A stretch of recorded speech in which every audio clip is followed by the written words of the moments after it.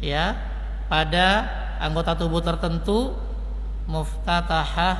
muftatihan bin niyah, yang dimulai muftatahan bin niyah dengan niat. Mazhab Hambali mengatakan wudu adalah isti'malu ma'in tahur, menggunakan air yang tahur, air yang suci dan mensucikan, fil a'dha'il arba'ah, pada 4 anggota tubuh, yaitu al-wajhu, wajah, wal yadan, 2 tangan, war ra's, kepala, war rijlan, 2 kaki, ala sifatin makhsusah, ya sifat tertentu, fi syar'i, sesuai dengan syariat, ya bi an ya'tiya murattabah mutawaliyah, dan juga tertib mutawaliyah dan berlangsung tidak ada jeda yang cukup lama. Misalnya dari muka ke tangan, kalau berhenti sebentar nggak apa-apa. Habis basuh wajah, ngopi dulu, ngeteh dulu, baru basuh tangan, tuh yang nggak boleh, namanya mutawaliyah, ya, nyusul menyusul. Itu dari sisi definisi, ya, jadi mirip-mirip. Kemudian, nah, dari sisi yang lain, apakah wudu itu adalah syariat khusus pada masa Nabi Muhammad atau sudah ada sejak sebelum Nabi Muhammad? Ini juga ulama beda pendapat. Mayoritas ulama mengatakan seperti Al-Hanafiyah, mazhab Hanafi, mazhab Syafi'i, ya, fil asah yang paling sahih, mazhab Hambali dan Maliki dalam sahihnya mengatakan annal wudu minasyara'i'il qadimah. Wudu sudah dikenal bahkan sebelum masa Nabi Muhammad, sudah ada pada syariat sebelum masa Nabi Muhammad. Wa annahu kana fi tilka syara'i', ya, wa annahu laysa mukhtassan bi ummati Muhammad, bahwa wudu tidak khusus pada masa Nabi Muhammad tapi dikenal sejak sebelum masa Nabi Muhammad SAW. Bidalil, nah dalilnya, buktinya, sumbernya adalah ada hadis alladzi rawahu Abdullah bin Umar, yang diriwayatkan oleh Abdullah bin Umar bin Khattab radhiyallahu anhuma, ya, beliau menjelaskan tsumma da'a, kemudian Nabi meminta, bima'in, meminta diambilkan air, fatawaddu'a thalathan, Rasul berwudu 3 kali. Tsumma qala, kemudian Rasul bersabda, hadza wudu'i, inilah wuduku, wa wudu'ul anbiya'i qabli, dan wudu para nabi sebelumku. Tegas Rasul mengatakan, inilah cara wudu saya dan wudu nabi-nabi sebelum saya. Berarti wudu tidak hanya khusus pada masa Nabi Muhammad, tapi juga sudah ada sejak nabi-nabi sebelum Nabi Muhammad SAW. Itu, ya, itu yang mengatakan bahwa wudu itu juga sudah ada sejak sebelum Muhammad. Kemudian ada yang mengatakan tidak, bahwa wudu itu khusus untuk umat Nabi Muhammad saja. Dengan dalil dikatakan di sini, ya, karena berbedanya adalah innama huwa al-kaifiyah al-makhsusah. Bisa jadi wudunya sama-sama wudu, tapi tata caranya mungkin yang berbeda. Sama kayak sholat sudah ada sejak nabi-nabi sebelum Nabi Muhammad, tapi tata caranya beda. Biasanya kita kenal sholat di masa Nabi Sulaiman tidak ada ruku, tidak ada sujud, tapi di masa Nabi Muhammad ada ruku dan sujud.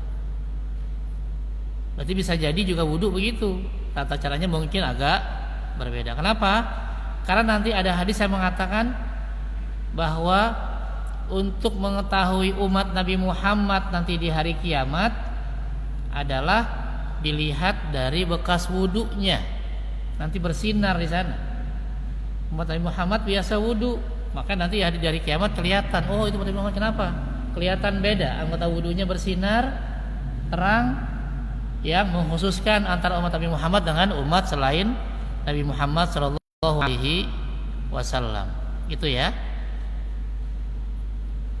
Itu bicara tentang wudu, masalah waktunya ya. Kemudian masalah makan fardil wudu wa zamanihi, waktu dan tempat difardukan atau diwajibkannya wudu. Di sini juga dijelaskan ya. Jadi gini uniknya, kenapa ini dijelaskan? Karena ayat tentang wudu itu ada di surat Al-Maidah, surat kelima ayat 6. Surat kelima ayat 6. A'udzubillahi minasyaitonirrajim. Bismillahirrahmanirrahim. Ya alladzina amanu idza qumtum ila shalah, hai orang yang beriman, kalau mau salat faghsilu wujuhakum, basuh wajahmu, wa aydiyakum ilal marafiq, tangan sampai siku, wamsahu bi ru'usikum, usap kepalamu, wa arjulakum ilal ka'bain, dan basuh kaki sampai mata kaki. Al-Maidah itu dikenal sebagai surat Madaniyah, surat yang diturunkan setelah Rasul hijrah. Ya. Jadi perintah wudu kalau sandarannya adalah ayat Al-Qur'an, berarti wudu itu baru diwajibkan setelah Rasul hijrah. Tapi uniknya sholat diwajibkan apakah setelah Rasul hijrah ke Madinah atau ketika Rasul di Mekah? Kapan? Sholat sudah ada sejak Rasul di Mekah. Apakah Rasul ke Madinah dulu baru ada sholat? Di Mekah. Sholat 5 waktu mulai diwajibkan setelah Rasul Isra Mi'raj. Rasul Isra Mi'raj itu masih di Mekah atau di Madinah? Di Mekah. Rasul dakwah di Mekah 13 tahun, disebut tahun kenabian. Rasul di Madinah 10 tahun, disebut nanti tahun Hijriyah. Nah, Rasul Isra Mi'raj, dalil yang kuat mengatakan bahwa Rasul Isra Mi'raj adalah di tahun ke-11 kenabian, 2 tahun menjelang Rasul hijrah ke Madinah. Ya. Lalu pertanyaannya loh, kok kalau wudunya di Madinah baru diwajibkan, apakah ketika sholat 5 waktu nggak ada wudu? Nah, satu. Yang kedua, kalau sholat 5 waktu itu baru diwajibkan pas Isra Mi'raj, apakah sebelum Isra Mi'raj ada sholat? Ada nggak? Ada nggak? Nah, maka di sini ulama menjelaskan ya, bahwa ulama mengatakan kewajiban sholat itu berbarengan dengan wudu. Cuma anehnya ayat tentang wudu kok diturunkannya setelah Rasul hijrah. Maka di sini dijelaskan bahwa sebelum Rasul hijrah ke Madinah, wudu itu belum dianggap wajib, hanya dianggap sebagai mukammilat, pelengkap saja. Jadi sholat mau wudu silahkan, lebih bagus mendapat pahala. Sholat enggak wudu enggak dosa ketika masih di Mekah. Paham ya? Ketika masih di Mekah. Kenapa? Karena di Mekah itu boro-boro bicara masalah berjamaah di masjid. Sholat saja itu harus ngumpet dulu. Ada yang naik ke gunung, melihat ada celah sempit sholat. Karena kalau ketahuan sama orang kafir Quraisy, disiksa, bahkan dibunuh. Makanya di Mekah Rasul nggak pernah bikin masjid. Rasul baru bikin masjid ketika hijrah ke Madinah. Sampai Kuba bikin masjid, sampai ke Madinah bikin masjid. Ya, baru mulai ada sholat Jumat itu ketika Rasul hijrah ke Madinah. Saking susahnya. Makanya kenapa kok saat itu wudu juga tidak diwajibkan. Jangankan mau wudu, mau sholat aja kalau ketahuan bisa disiksa di Mekah. Apalagi kalau ketahuan wudu. Dan di zaman itu air kan susah. Ya, Jazirah Arab itu adalah satu wilayah yang tidak ada sungai, satu pun nggak ada sungai. Jadi kalau mau, gimana cara nyari airnya? Ya di Mekah masih ada air Zam-Zam. Tapi kalau ketahuan wudu, wah, rame lagi. Gitu ya. Jadi kondisinya memang sangat tidak memungkinkan. Makanya kenapa penekanan kewajiban wudu ada di Madinah. Saya simpulkan sedikit. Jadi kewajiban sholat berbarengan dengan wudu, ya, wudu berbarengan dengan sholat. Tapi ketika di Mekah wudu belum wajib, hanya dianggap sebagai penyempurna. Kalau bisa silahkan nama pahala, kalau enggak ya enggak apa-apa. Tapi ketika Rasul dan sahabat sudah hijrah ke Madinah, barulah wudu diwajibkan sebelum sholat. Ketika turun tadi ayat tadi, itu menjelaskan setiap mau sholat harus wudu. Mau batal mau enggak batal, tiap mau sholat harus wudu awalnya. Ya, jadi ketika Rasul hijrah ke Madinah, turun ayat tadi Al-Maidah ayat 6, penekanannya setiap mau sholat harus wudu. Nah, pada tahun kelima Hijriyah, ketika perang Khandaq atau perang Ahzab, barulah ada keringanan, nggak perlu wudu setiap mau sholat kalau wudunya nggak batal. Kalau wudunya nggak batal, boleh wudu dipakai untuk beberapa kali sholat. Dengan batasan kalau mukim, boleh 1 kali wudu untuk sholat 5 waktu. Yang penting nggak batal. Ya, silahkan. Nggak buang air kecil, nggak buang air besar, nggak buang gas selama 24 jam. Kalau memang bisa, silahkan. Dan nggak usah wudu. Tapi kalau batal wudu. Paham ya? Jadi awalnya di Mekah wudu itu cuma sunnah, pelengkap. Nggak wudu nggak apa-apa. Tapi ketika hijrah ke Madinah, setiap mau sholat harus wudu. Nah, tahun kelima Hijriyah, ketika Rasul sudah 5 tahun di Madinah, berubah lagi, ya, bahwa wudu baru diharuskan kalau sudah masuk waktu sholat dan dia sudah batal wudu. Kalau nggak batal wudu, silahkan sampai 1 kali 24 jam nggak masalah. Sholat 5 waktu dengan 1 wudu silahkan, selama tidak batal. Oke, sebelum saya lanjutkan ada pertanyaan, silahkan. Ya, saya jelaskan sejarahnya sedikit ya, nggak apa-apa. Saya lanjutkan ya kalau gitu ya.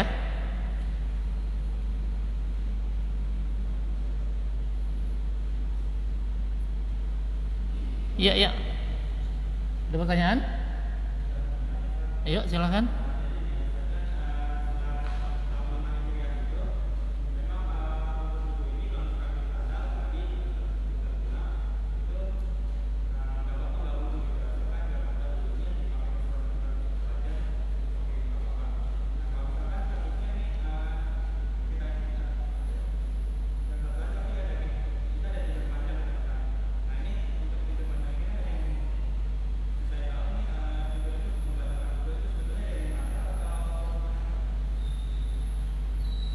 Iya, tidur ya. Tidur batalkan wudu enggak? Iya, nanti kita bahas ya tentang pembatal wudu apa saja. Kalau tidur itu sebenarnya ada 2 pendapatnya. Apakah tidur itu membatalkan wudu atau tidur hanya kekhawatiran akan membatalkan wudu, karena bisa jadi dalam tidur itu keluar gas tanpa disadari. Ya, ada 2 pemahaman ulama. Ya, yang mengatakan pokoknya asal tidur batal. Ya sudah. Yang repot kalau itu dipakai, kita pas qomat sholat Jumat itu pada nggak langsung sholat. Karena rata-rata biasanya yang jadi makmum kalau sholat Jumat pas khutbah tidur nggak? Nah itu.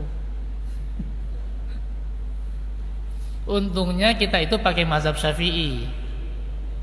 Mazhab Syafi'i itu tidur itu bukan pembatal wudu, hanya madhinnah bahasanya, kemungkinan besar bisa batal wudunya. Ya, nah karena itu dalam mazhab Syafi'i kalau ada muslim yang tidur dalam kondisi berwudu dan maaf tidurnya itu menutupi tempat keluar gasnya. Seperti yang sekarang ini nih, tidurnya duduk. Ya. Duduk dan menutup tempat keluarnya gas, menutup tempat kentutnya. Maka kata mazhab Syafi'i itu enggak batal wudunya. Kenapa? Karena kalau dalam kondisi duduk tempat keluar gasnya juga tertutup, kalau dia kentut pasti terasa. Kecuali kalau tidurnya kondisinya tadi tempat keluar gasnya terbuka, bisa tidurnya miring begini. Kan kalau los kan? Gitu ya. Dalam mazhab Syafi'i bukan. Selama tadi, jadi kalau masih duduk begini aman. Kenapa? Kadang juga ada yang tidur saking pulesnya, yang pegang tasbih jatuh tasbihnya nggak terasa, yang pegang mushaf jatuh mushafnya, atau bahkan sampai yang tidurnya sampai tawaf kepalanya muter-muter kan, gitu ya. Bahkan ada sampai yang mendengkur gitu loh. Nah gimana tuh? Dalam mazhab saya pokoknya kalau masih duduk dan duduknya tidak menutupi tempat keluar gasnya aman, maka tidak dianggap membatalkan wudu. Itu ya. Karena nanti masih beda pendapat. Tapi ada juga yang mengatakan pokoknya asal tidur pules udah batal, mau apapun posisinya. Nah itu dalam mazhab Syafi'i lebih aman. Makanya kenapa begitu qomat pas sholat Jumat langsung pada diri langsung sholat, padahal pulesnya minta ampun, kadang sampai basah lagi. Basah nih, aduh, sholat aja udah, nggak wudu lagi. Makanya lihat posisi tidurnya. Ya selama duduk, tapi kalau udah miring-miring, wah ini bahaya nih. Kenapa? Takutnya pas buang gas nggak terasa karena kondisi tidur. Jadi gitu ya, bukan tidurnya, karena saking khawatir terlalu pulas sampai-sampai kalau buang gas nggak terasa. Gitu ya. Kecuali kalau sampai bunyi kedengeran, terus dia pules, ya dan temannya bilangin, tadi kentut tuh kedengeran tahu, udah wudu lah. Ya, jadi cuma kekhawatiran saja karena pulesnya nggak tahu udah batal atau belum. Itu ya. Oke, yang lain? Iya.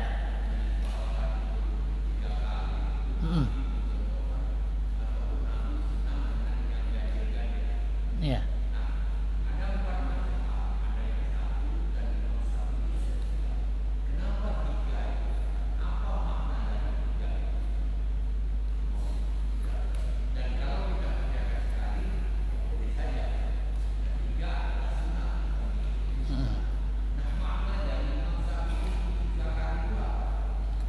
Oke ya.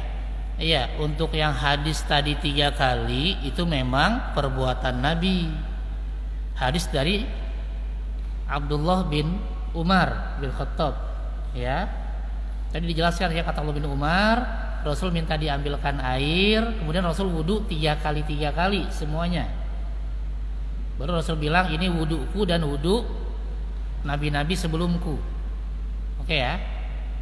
Jadi kalau mau sempurna wudunya, maka setiap anggota tubuh wudunya 3 kali. Jadi yang kumur-kumur 3 kali, yang menghirup hidung 3 kali, muka 3 kali, tangan 3 kali, semua 3 kali. Itu kalau mau sempurna. Nah, nanti kan bicara wudu ada wudu yang minimalis. Ya, kita ambil yang rukun-rukunnya saja atau wajib-wajibnya saja. Mana yang minimalis? Yang sudah dijelaskan dalam Al-Quran tadi, surat Al-Maidah ayat 6. Kalau mau sholat basuh wajah, nggak disebutkan, berarti 1 kali juga sudah sah. Lalu tangan sampai siku berapa kali? Karena nggak disebutkan, berarti 1 kali juga sudah sah. Usap kepala nggak disebutkan juga, berarti 1 kali juga sudah sah. Lalu basuh kaki sampai mata kaki nggak disebutkan berapanya, berarti 1 kali juga sudah sah. Jadi kalau wudunya mau yang minimalis tapi tetap sah, ambil satu saja. Mana dalilnya? Al-Quran surat 5 Al-Maidah ayat 6. Mulai dari wajah, tangan sampai siku, kepala, baru kemudian kaki. Yang penting berurutan. Gitu ya. Kok tadi Rasul 3? Ya tadi, berarti yang 3-3-nya adalah sunnah. Kalau 1 kali sah, kalau wudunya 3 kali nambah pahalanya. Ibaratnya kalau orang kerja itu berarti kita ngikutin waktunya 8 jam sehari, tapi kalau mau nambah gaji ya kita harus ikut lemburnya. Ini lemburan sunnah nih. Kira-kira kalau kita kerja, kalau ada lemburan mau kita ambil apa enggak? Ada lemburan, mau lembur silakan, enggak apa-apa. Diambil apa enggak? Ambil. Kenapa? Nambah gaji, sama kayak wudu ini. Sekali-sekali sah. Tapi kalau 3 kali pahalanya nambah. Gitu ya. Kenapa kok di situ sekali? Tadi karena juga diantaranya bahwa di Jazirah Arab itu airnya kurang sedikit. Makanya juga nanti dijelaskan bahwa berwudu, bahkan kata Rasul, berwudu di sungai pun yang airnya mengalir nggak boleh boros. Ya, nggak boleh wudu boros-boros. Nah kita nih keseringan boros wudunya, air dibuka sekencang-kencangnya. Itu makruh, nggak haram sih, makruh. Ya, karena tadi tetap harus hemat air. Itu ya. Jadi mau yang 1 ada dalil ayatnya, mau yang 3 itu praktek wudunya Rasul untuk menambah pahala kita. Kalau mau 1 ya nggak apa-apa, cuma dapatnya minimalis pahalanya, sah wudunya. Kalau mau nambah pahalanya ambil yang 3 kali. Gitu ya. Iya.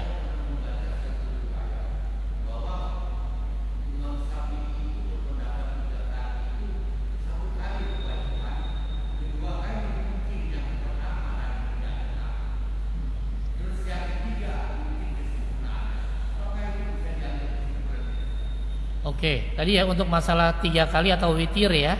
Kan witir itu artinya ganjil. Ya. Witir itu dalam bahasa Arab artinya ganjil. Makanya kalau ada yang nanya, Pak Ustadz, salat witir boleh nggak 2 rakaat? Ya nggak boleh lah. 2 kan genap. Salat witir itu kalau nggak 1, 3 yang ganjil-ganjil. Lalu ada hadis Nabi yang mengatakan, Innallaha witrun yuhibbul witro. Allah itu ganjil karena esa 1. Yuhibbul witro, dan Allah suka dengan yang ganjil. Jadi kenapa 3 kali? Karena Allah suka. Gitu ya. Kenapa pilihannya 3? Karena kalau 1 tadi bisa jadi ada yang kelewat. Ya, di satu sisi bisa jadi takut ada yang terlupa, nggak kena semuanya. Sedangkan kalau 3 kali bisa sempurna. Yang penting jangan sampai 3 kurang nih sampai 5, jangan. Kalau memang sudah yakin dengan 3 sempurna, cukup dengan 3. Karena tadi nggak boleh boros. Ya. Jadi kenapa milihnya 3? Karena memang Allah suka yang witir, yang ganjil, dan Rasul pun suka yang witir, yang ganjil. Gitu ya. Oke? Yang lain? Ya, silakan.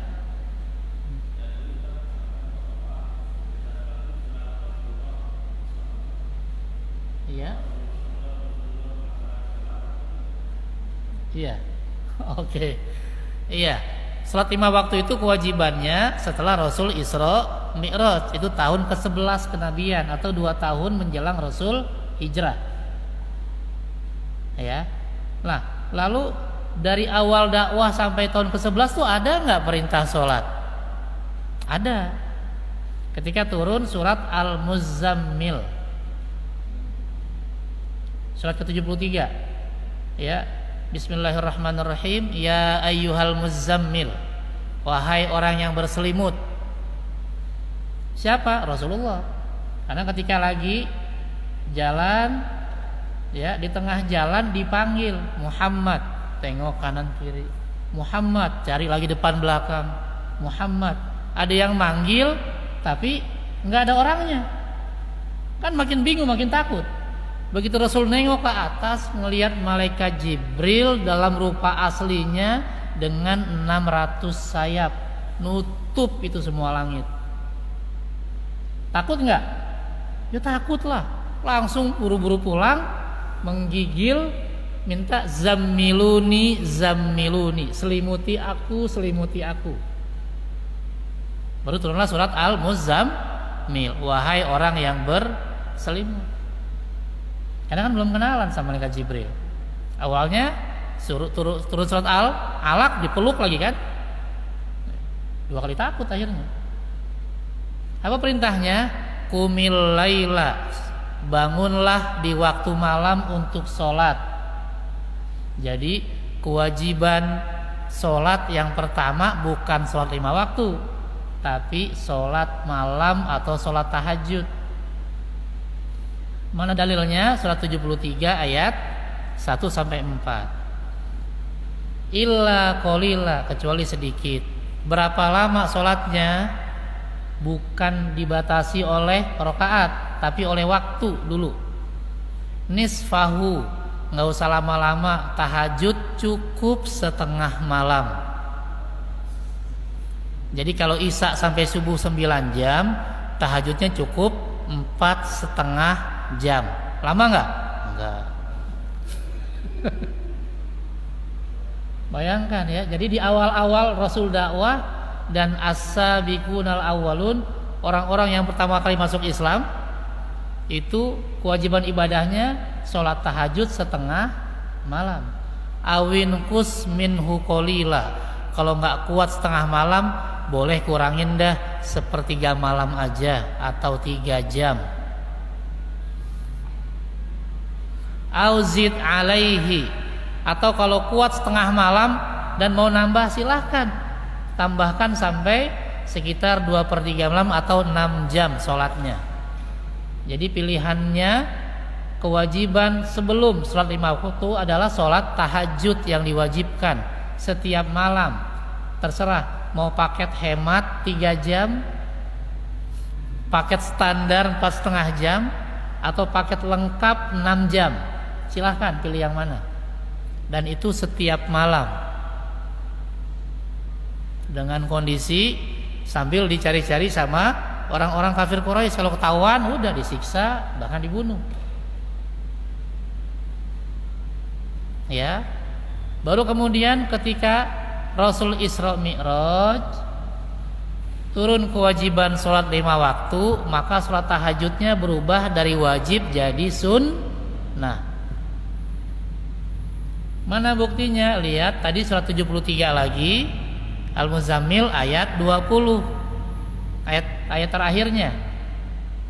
Inna rabbaka ya'lamu annaka taqumu adna min thulutsail lail wa nisfahu wa thulutsahu wa ta'ifatum minal ladzina ma'ak.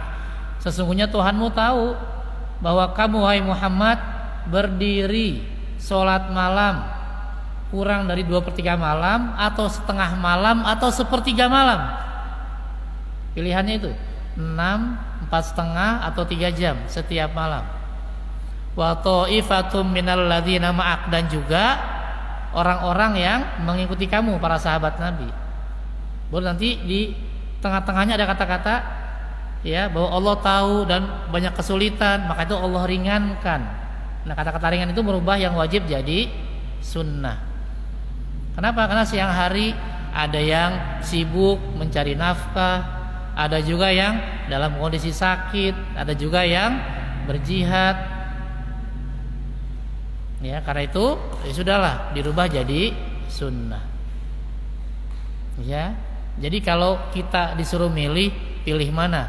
Pilih sholat 5 waktu yang wajib atau tahajud yang wajib, dengan pilihan tadi 3 jam, 4,5 jam atau 6 jam. Pilih mana? 5 waktu. Udah enak 5 waktu, enteng lagi. Sholat cuma 5 menit misalnya, kali 5 cuma 25 menit.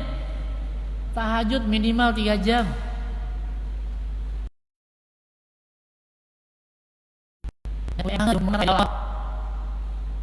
Udah dicari-cari sama orang kafir Quraisy, wajib lagi sholat tahajudnya. Gitu ya. Jadi sebelumnya adalah kewajibannya sholat tahajud. Ya, wallahu a'lam. Oke, ada yang lain? Ya, silakan.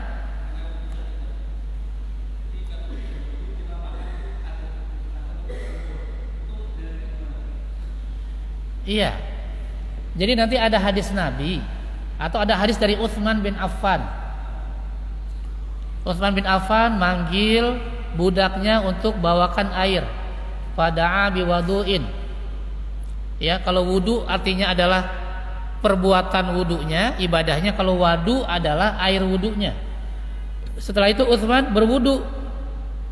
Ya, awalnya cuci tangan, kemudian kumur-kumur 3 kali, lalu kemudian menghirup mengeluarkan air dari hidung 3 kali, wajah 3 kali, tangan 3 kali, usap kepala, ya, depan, belakang, kemudian kaki 3 kali. Nah, setelah itu Utsman mengatakan, ya, inilah wudu yang seperti wudunya Rasulullah Shallallahu Alaihi Wasallam. Nah, dari situlah kita ambil kesimpulan bahwa yang di Al-Quran tadi, yang wajah, tangan, kepala, dan kaki yang sekali-sekali itu adalah wajib. Sisanya yang tidak dijelaskan dalam Al-Quran tapi dijelaskan dalam hadis Nabi, itu yang sunnah. Berarti apa? 3 kali 3 kali sunnah. Mendahulukan yang kanan sunnah. Cuci tangan dulu, kumur-kumur, bersihkan hidung sunnah, telinga sunnah, dan seterusnya. Itu ya.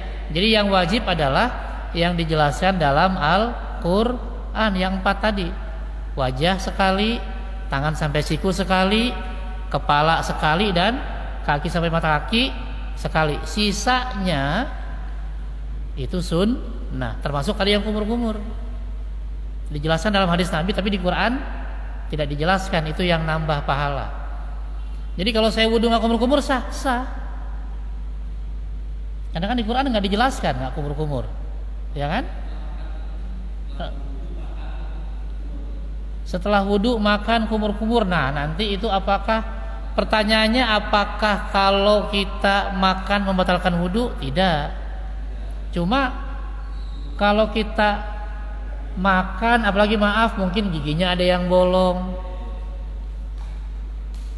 ya, lebih tenang setelah makan kumur-kumur dulu. Takutnya lagi sholat, habis makan rendang, nyangkut di gigi, bukan sibuk dengerin imam, sibuk nyari rendang. Wah, enak di rendang, dikurek-kurek tuh kan, ya, udah dapat ditelan lagi, wah enak banget nih, malah jadi batal.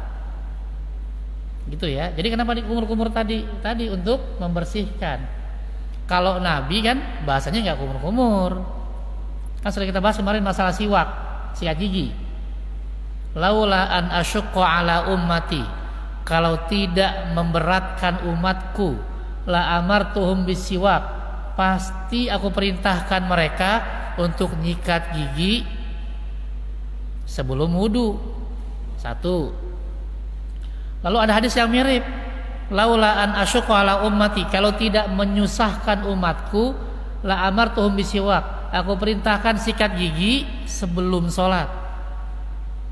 Jadi kalau sebaiknya yang terbaik bukan cuma kumur-kumur tapi sikat gigi.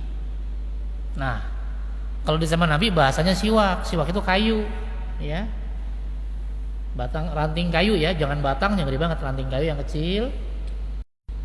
Itu kalau dulu waktu saya kuliah, ya, kami kuliah kan dosennya orang-orang Arab, rata-rata pada punya siwak tuh. Jadi mereka sambil jalan habis wudu di kantongnya sudah ada siwak, sambil jalan bersihin. Udah. Gitu ya. Itu lebih simpel. Nah, tapi kalau misalnya mau kumur-kumur pun dengan alasan tadi membersihkan biar nggak ganggu, jauh lebih bagus. Ya. Jauh lebih bagus. Tapi kalau nggak pun karena dianggap sudah bersih, silahkan, ya, silahkan, gitu ya.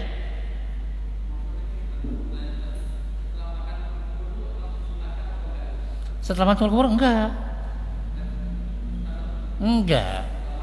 setelah makan sudah, minum saja biasa, enggak, makan tidak membatalkan wudu, ya, cuma tadi dikhawatirkan takut ada sisa, ya, tidak.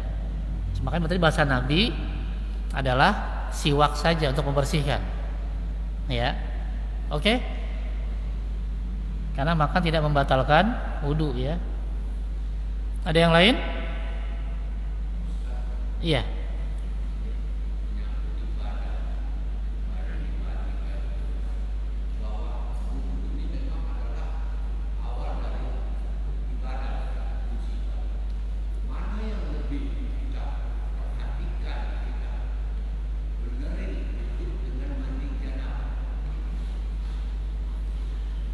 Iya.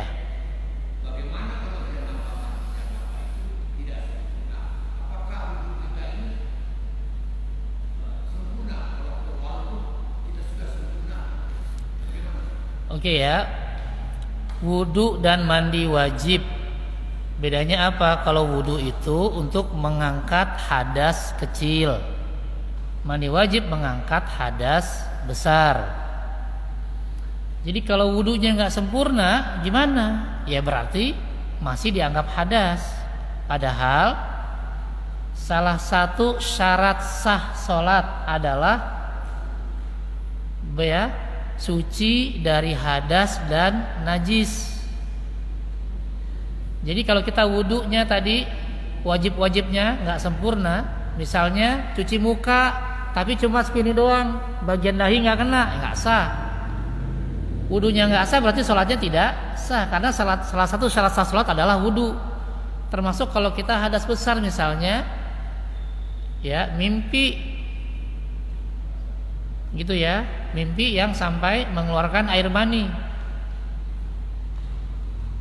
berarti lalu kita mandi dan mandinya nggak sempurna. Padahal kan sederhana, mandi wajib yang sempurna adalah dari ujung kepala sampai ujung kaki kena air semuanya. Jadi kalau antum punya rumah dekat sungai, nyebur ke sungai, keluar udah sah. Itu mandi minimalis. Atau antum ya di rumah ada bak mandi, nyebur ke bak mandi, udah bangun udah sah. Yang penting basah semua. Ya, jadi kalau wudu minimalis cuma 4 saja, muka, tangan sampai siku, kepala dan kaki sampai mata kaki. Mandi wajib, yang penting dari kepala sampai kaki kena air semua. Pastikan kena semua. Jangan sampai ada yang nggak kena. Maka sudah sah. Ya, mana yang lebih baik? Dua-duanya lebih baik. Karena kalau salah satu ada yang nggak sah, ya nggak sah sholatnya. Kita hadas kecil, wudunya nggak benar, berarti ya nggak sah sholatnya. Kita hadas besar, nggak benar mandinya, tadi ada yang nggak kena anggota wudu, nggak anggota tubuh kita, ya berarti nggak sah. Makanya kenapa Islam melarang umatnya mentato tubuhnya walaupun bukan di anggota wudu. Tato saya misalnya maaf di perut, Pak Ustadz, lah emang nggak mandi wajib? Kalau ada sesuatu yang menghalangi sampainya air ke tubuh, maka dianggap nggak sah. Ya, termasuk nanti yang misalnya tato alis, aduh serem deh. Ya.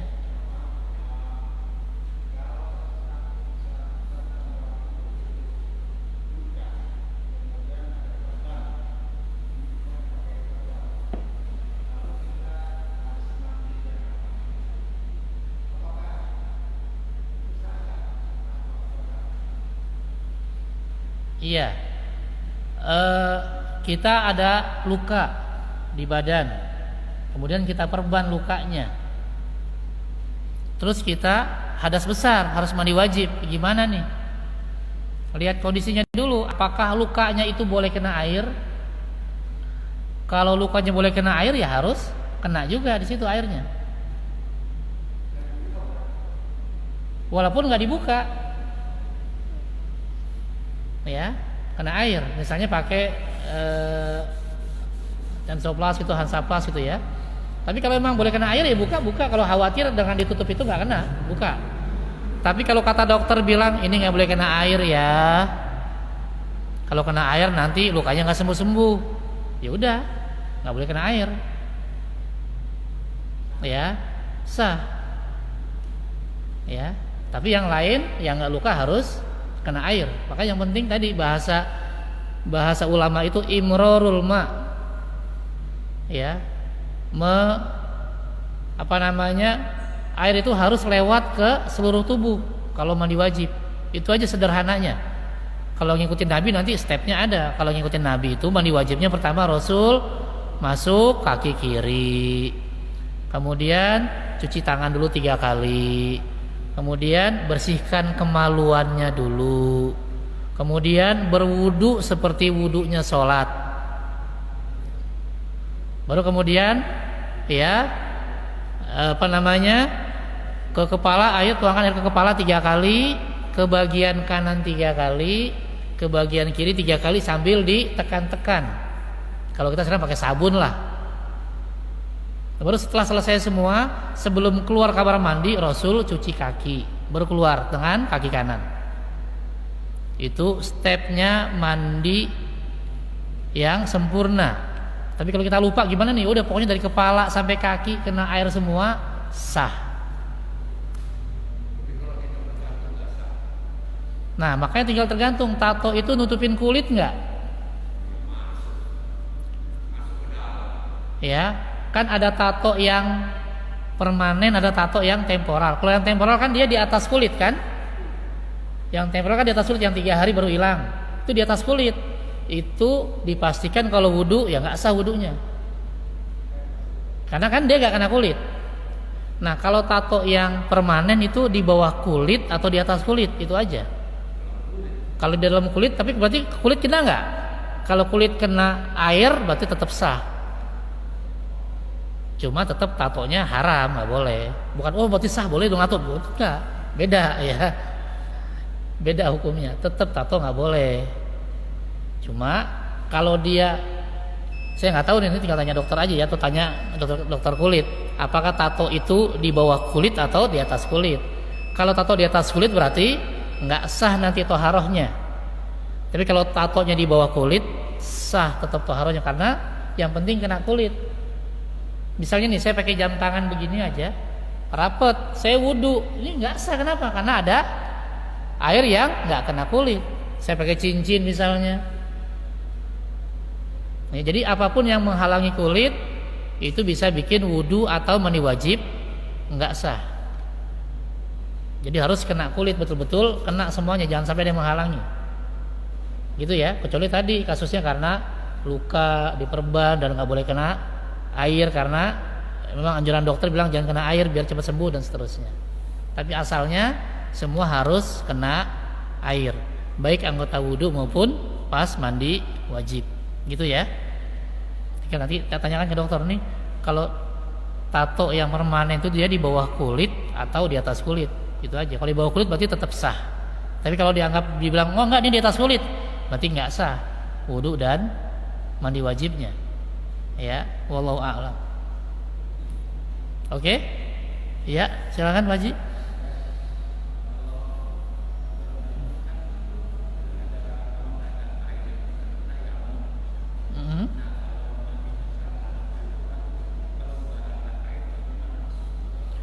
Oke ya, kalau kita wudu nggak ada air kan bisa diganti dengan tayamum.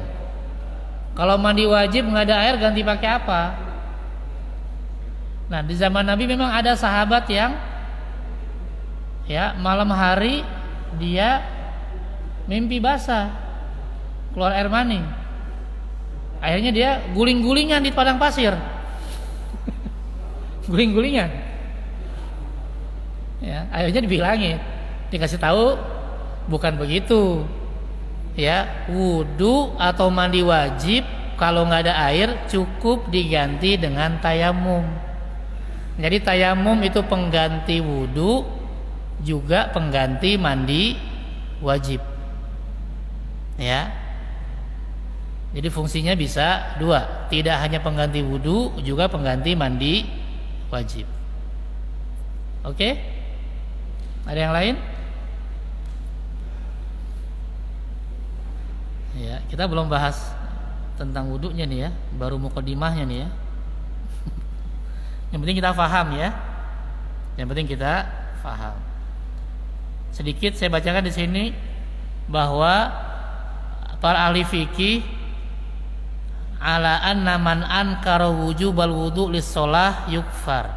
Orang yang mengatakan bahwa wudu itu enggak wajib untuk sholat, maka dianggap telah keluar dari Islam. Jadi hati-hati ya. Ada hal-hal yang kita sepelekan malah justru bisa mengeluarkan orang tersebut dari Islam. Ada yang bilang rukun Islam itu enggak wajib misalnya, walaupun cuma satu, dianggap keluar dari Islam. Rukun iman tuh nggak wajib, walaupun cuma satu saja dibilang begitu, dianggap keluar dari Islam. Apalagi sekarang yang lagi viral katanya, wah mendingan saya di neraka aja deh. Nah ini hati-hati. Saya juga kaget tiba-tiba ada masuk di grup, waduh. Ya, nggak apa-apa di neraka ketemu ini, hati-hati. Itu sudah dianggap keluar dari Islam karena apa? Karena menyepelekan. Ya, tadinya baru tadi terselat, waduh apaan nih, tiba-tiba rame di grup.